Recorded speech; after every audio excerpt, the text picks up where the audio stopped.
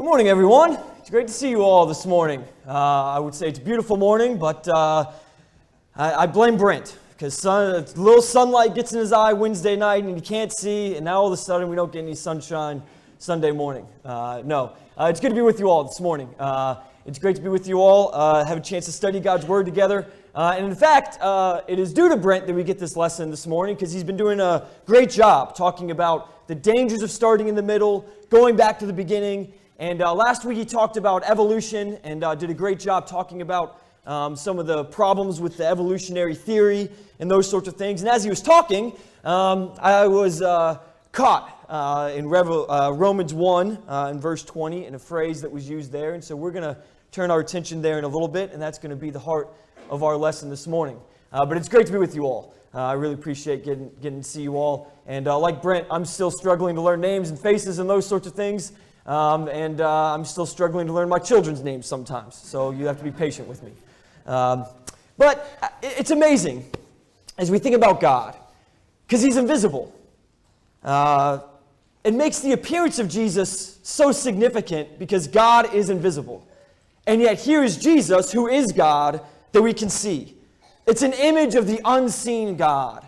And it's pretty amazing to think about Jesus that way, about the image of God in the flesh. And in the great psalm of glory and the majesty of Christ, Paul refers to Jesus in Colossians 1:15 and says, Jesus, who is the image of the invisible God. It's pretty striking to think about that. And in a prayer thanking God for redeeming him, Paul is thanking him for the sin that he was in and being forgiven, and he closes it in 1 Timothy 1:17 by saying, the King of the ages, the imperishable, invisible, only God. And it's amazing when you go through the Bible, the references to God being invisible, not being able to see Him, and all those sorts of things. And so it makes it really significant that Jesus came in the flesh and we got to see Him. And it makes it really significant in the Gospel of John, where it begins by extolling the virtues of the Word, and the Word who became flesh. And it says in John 1:14, and the Word became flesh and dwelt among us. And we have seen His glory, glory as of the only Son from the Father, full of grace and truth. And John bore witness about him and cried out, this was he of whom I said, he who comes after me ranks before me, because he was before me. For from his fullness we have all received grace upon grace. For the law was given through Moses, grace and truth came through Jesus Christ. No one has ever seen God, the only God, who is at the Father's side. He has made him known. It's amazing, isn't it? It's incredible to think when we look through the Gospels and we see how Jesus lived and acted, that this is God and what God looks like. And although we've never seen God, we get to see Jesus, the Son of God. And so we have this contrast, right, between the invisible God that no man has seen with Jesus the Christ, an image of the unseen God. But what's really interesting, because I already teased Romans 1. When Paul is writing to the church at Rome, and he's explaining that no one has an excuse to not believe, that we all have seen God, that we all have the evidence necessary to believe, he doesn't cite Jesus. Let's go to Romans 1:19. Paul says, for what can be known about God is plain to them, because God has shown it to them. So again, we're like, Jesus, right? God has shown us Himself. But this is what he says in verse 20. For His invisible attributes, namely His eternal power and divine nature, have been clearly perceived ever since the creation of the world and the things that have been made. So they are without excuse. See, he goes all the way back to the beginning, right? He says, from the very beginning, it has been clear who God is. And he says these two things, right? His invisible attributes, namely His eternal power and His divine nature. They're inherent in creation and visible for everyone to see. And that's what I want us to think about this morning. The unseen God being seen since the creation of the world. That's what I want us to think about. Because the world itself and creation itself is a testament to God. And this builds off what Bert was talking about, because man has done so much to discredit the Creator in the world. Why? Because we see His divine attributes, his divine nature and his eternal power. We see those things in creation. And it robs us of our excuse to not believe. So, we're clever enough to know that we have to somehow discredit creation as an extension of God. And of course, we fall short, as Brent talked about last week. So that's what I want us to talk about this morning. These two things that we see. How do we see God's eternal power, and how do we see his divine nature in creation? So let's talk about his eternal power first. And we look at these characteristics of the invisible God demonstrated in nature. And it says his eternal power. Well, I want us to think about Psalm 19. And we're familiar with Psalm 19. Most familiar probably with the middle section, right? The fear of the Lord is clean, enduring forever, those sorts of things. But listen to how Psalm 19 begins in verse 1. The heavens declare the glory of God, and the sky above proclaims his handiwork. Day to day pours out speech, and night to night reveals knowledge. There is no speech, nor are there words whose voice is not heard. Their voice goes throughout all the earth, and their words to the end of the world. In them he has set a tent for the sun, which comes out like a bridegroom leaving his chamber, and like a strong man runs its course with joy. Its rising is from the end of the heavens, and its circuit to the end of them, and there is nothing hidden from its heat. The law of the Lord is perfect, reviving the soul. The testimony of the Lord is sure, making wise the simple. The precepts of the Lord are right, rejoicing the heart. The commandment of the Lord is pure, enlightening the eyes. The fear of the Lord is clean, enduring forever. The rules of the Lord are true and righteous altogether. More to be desired are they than gold, even much fine gold, sweeter also than honey and drippings of the honeycomb.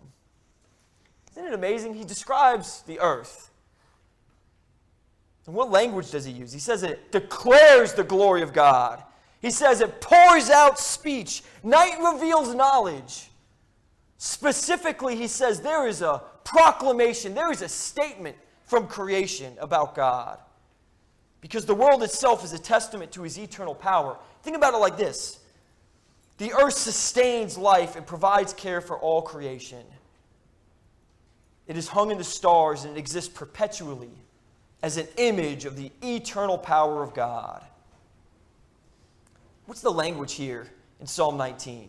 The sun rising and going across the sky and then coming back and doing it again.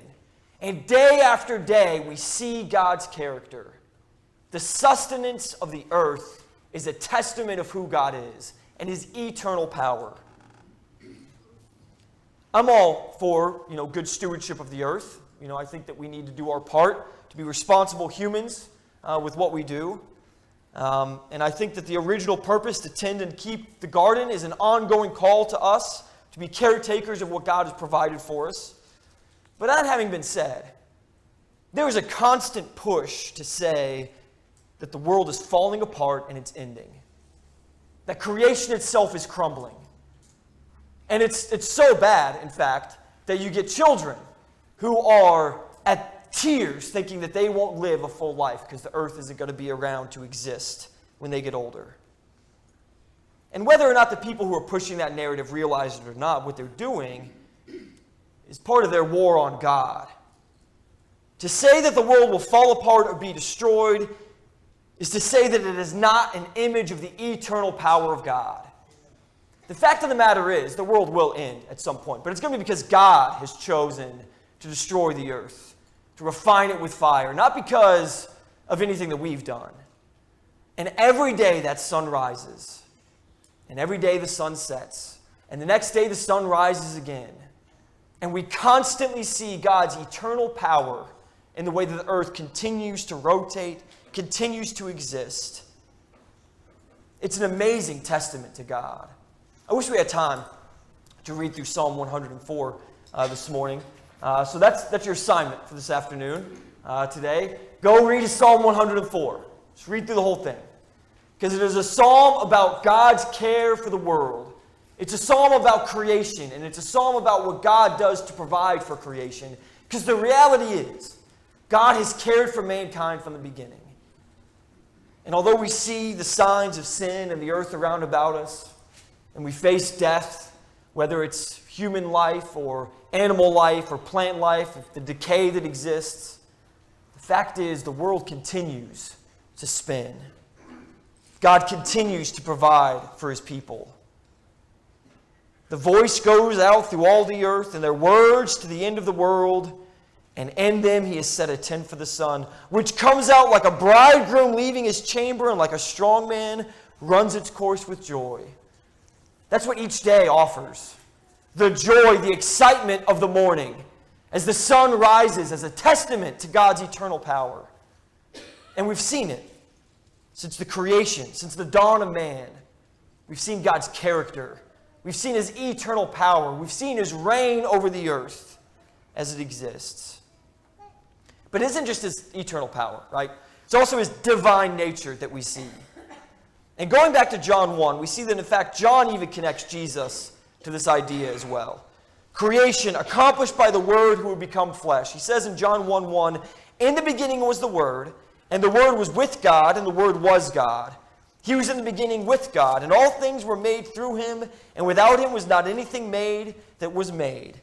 In him was life, and the life was the light of men. The light shines in the darkness, and the darkness has not overcome it."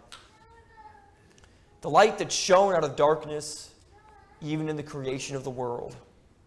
Even here with this description of the beginning, we get the powerful image of the divine character of God. The light shines in darkness. God's divine characteristics, his omnipotence, defined by a singular image here of John. Light and darkness. It's amazing. There's nothing more fundamental to man than the contrast good and evil than light and dark. Children are afraid of the dark because they can't see what's in the closet or under the bed. Fire and light are the friend of the wanderer in the wilderness.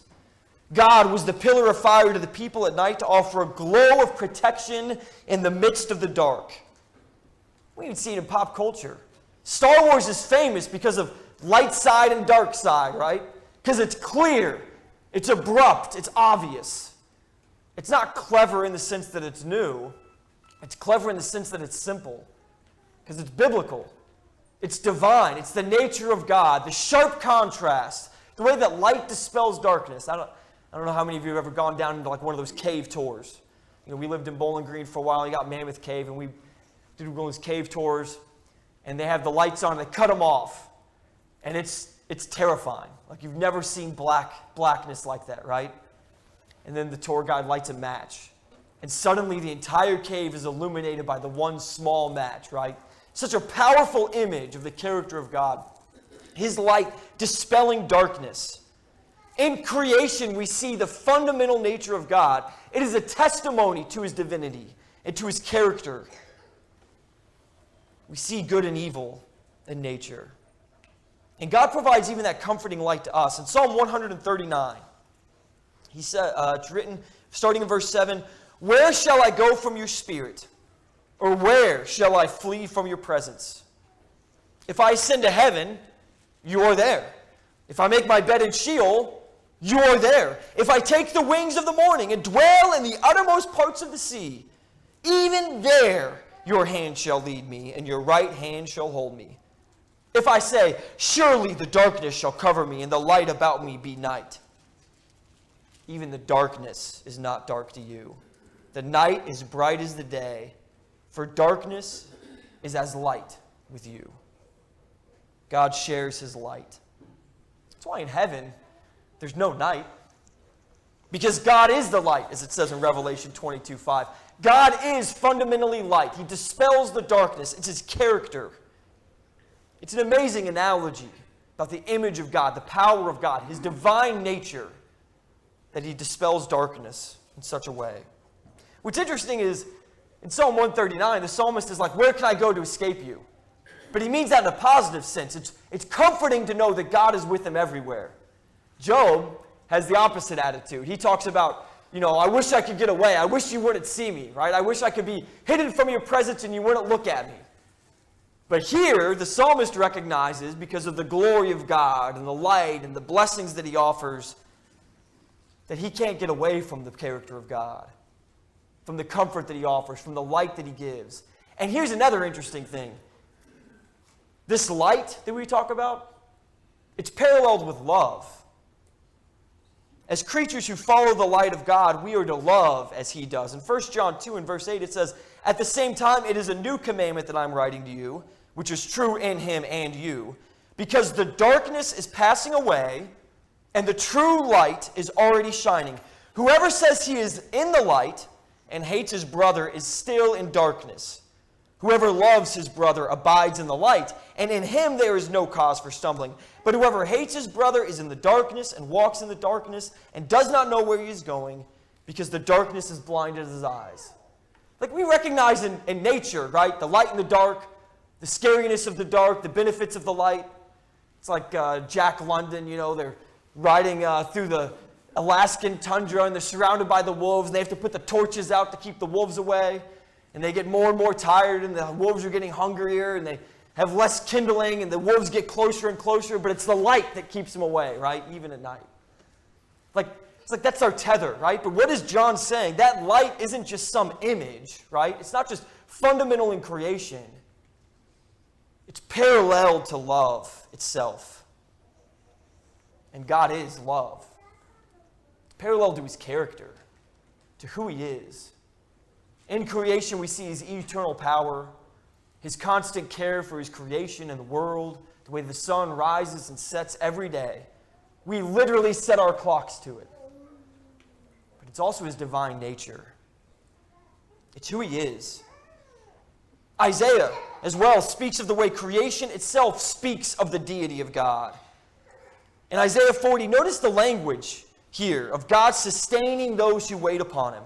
It speaks of creation showing the power of the designer and establisher of this planet and all the works that reside upon it. In Isaiah 40, verse 21, listen to what Isaiah says. "Do you not know? Do you not hear? Has it not been told you from the beginning? Have you not understood from the foundations of the earth? It is he who sits above the circle of the earth, and its inhabitants are like grasshoppers, who stretches out the heavens like a curtain and spreads them like a tent to dwell in, who brings princes to nothing and makes the rulers of the earth as emptiness. Scarcely are they planted, scarcely sown, scarcely has their stem taken root in the earth, when he blows on them, and they wither, and the tempest carries them off like stubble. To whom then will you compare me, that I should be like him, says the Holy One? Lift up your eyes on high and see, who created these? He who brings out their host by number, calling them all by name, by the greatness of his might, and because he is strong in power, not one is missing. Why do you say, O Jacob, and speak, O Israel, my way is hidden from the Lord, and my right hand is disregarded by my God? Have you not known? Have you not heard? The Lord is the everlasting God, the creator of the ends of the earth. He does not faint or grow weary. His understanding is unsearchable. He gives power to the faint, and to him who has no might, he increases strength. Even you shall faint and grow weary, and young men shall fall exhausted. But they who wait upon the Lord shall renew their strength. They shall mount up with wings like eagles. They shall run and not be weary. They shall walk and not faint. It's incredible, isn't it? Have you not heard? Have you not seen?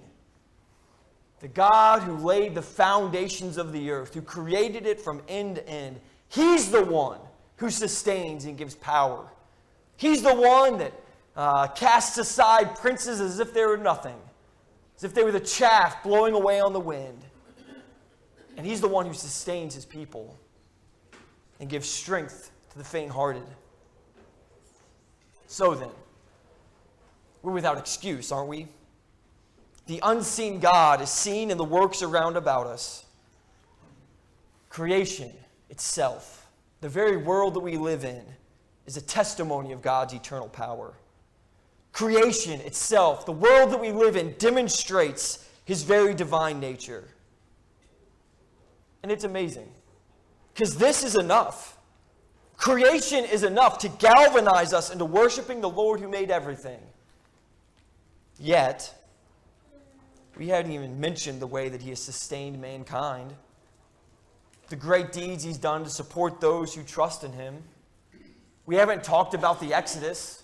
We haven't talked about the conquest of Canaan. We haven't talked about the way that he helped David defeat his enemies, or the way that he helped Jehoshaphat when 5 armies came up against him, right? We haven't talked about anything that he's done throughout the history of his people.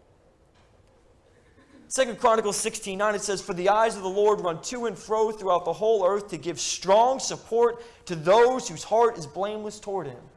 God seeks those opportunities to support those who trust in him. And we didn't even include that when we talk about creation. So then, Paul's words ring in our ears, don't they? Because in Romans 1, he's pointing out that all are sinners. Whether a Jew or a Gentile, there is no excuse to not have recognized the deity that created and sustained us. So we're all condemned to the hardness of our hearts. But we started, didn't we? Talking about how God is unseen, but his works are clearly seen. About how his very word that created the world came down and put on flesh. Creation testifies of God, but even more powerfully and even more clearly is the testimony of the Son. We now see and know God through the image of the only begotten who redeems us. Paul goes on in Romans 5 and verse 1 to say, "Therefore, since we have been justified by faith, we have peace with God through our Lord Jesus Christ. Through him we have also obtained access by faith into this grace in which we stand, and we rejoice in hope of the glory of God." Skipping down to verse 6, he says, "For while we were still weak, at the right time Christ died for the ungodly. For one will scarcely die for a righteous person, though perhaps for a good person one would even dare to die. But God shows his love for us in that while we were still sinners, Christ died for us. Since, therefore, we have now been justified by his blood, much more shall we be saved by him from the wrath of God." It's amazing. There's this great testimony. There's this earth that he's created, this beautiful earth that is a testament and a statement of who he is, who God is, his character, his eternal power, his divine nature. And we rejected it. So he says, fine, here's what I'll do. I'll let you see the unseen God. I'll send my Son to come to the earth to justify you, even while you yet reject me. And so in Jesus we have justification and redemption. And I want us to consider this last testimony of creation, though. Mankind rejected the testimony of the world, and so we're condemned. And this leads to the problems that exist in creation itself. Due to our hard-heartedness and rejection of God, creation itself is a testimony to suffering and to pain and to death. And they're the response from God due to our sin. They're the cost for violating our relationship with him. So even though the earth and all creation offers this great, powerful testimony of the power of God, we can't help but see the testimony it also offers of our sin. And Paul talks about this in Romans 8. He speaks of the futility in the earth and the pain of sin. But he also speaks of redemption and hope. If you turn to Romans 8, we're going to read a good section here. Romans 8, starting in verse 18. And I want you to pay attention to this last testimony that creation offers, but the great hope that's offered to us through Jesus. Romans 8:18. "For I consider that the sufferings of this present time are not worth comparing with the glory that is to be revealed to us. For the creation waits with eager longing for the revealing of the sons of God. For the creation was subjected to futility, not willingly, but because of him who subjected it, in hope that the creation itself will be set free from its bondage to corruption and obtain the freedom of the glory of the children of God. For we know that the whole creation has been groaning together in the pains of childbirth until now. And not only the creation, but we ourselves, who have the first fruits of the Spirit, groan inwardly as we wait eagerly for adoption as sons, the redemption of our bodies. For in this hope we were saved. Now hope that is seen is not hope. For who hopes for what he sees? But if we hope for what we do not see, we wait for it with patience. Likewise, the Spirit helps us in our weaknesses. For we do not know what to pray for as we ought, but the Spirit himself intercedes for us with groanings too deep for words. And he who searches hearts knows what is the mind of the Spirit, because the Spirit intercedes for the saints according to the will of God.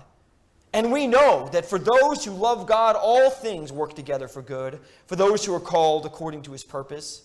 For those whom he foreknew, he also predestined to be conformed to the image of his Son, in order that he might be called firstborn among many brothers. And those whom he predestined, he also called.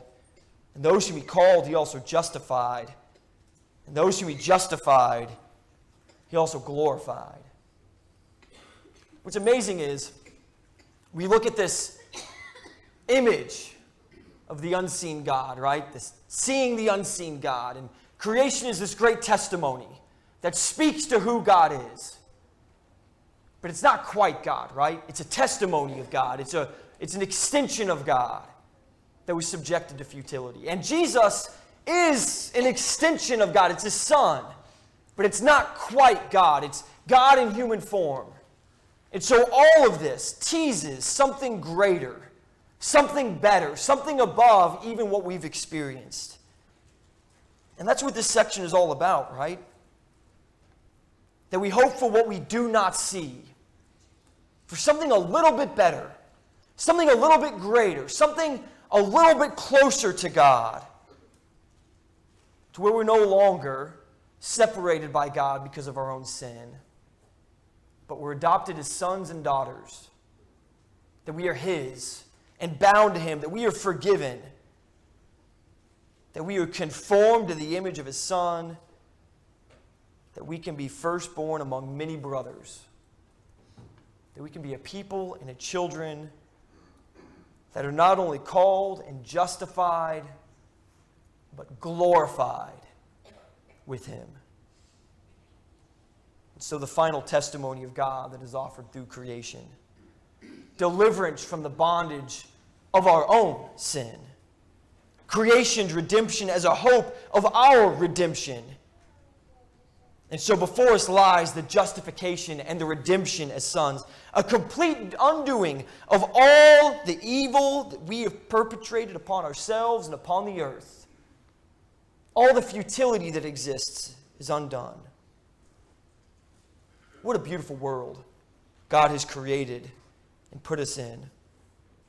The sunshine and the rain, the sustaining forces that uphold us and allow us to exist and thrive, the sun rising and the sun setting, the days, the months, the years, the passing of time as he's created it. All of this, a beautiful testimony of God's divine nature and his eternal power.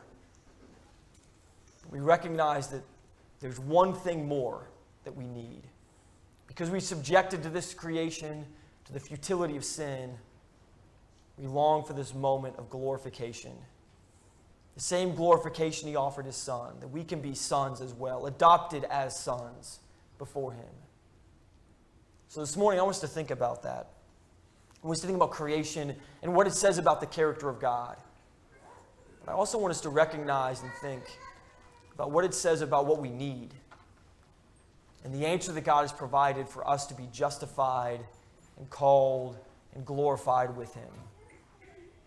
That we can be redeemed, that we can be made whole. What a beautiful idea that is as we see it in the image of Jesus. So this morning, I want us to think about that. If you need to be baptized, if you need to be conformed to the image of God, to Jesus through death, burial, and resurrection of the watery grave, or if you recognize that you need our prayers and encouragement, We encourage you to do so, because we are all without excuse. Please let us know if there's anything we can do for you as we stand and sing.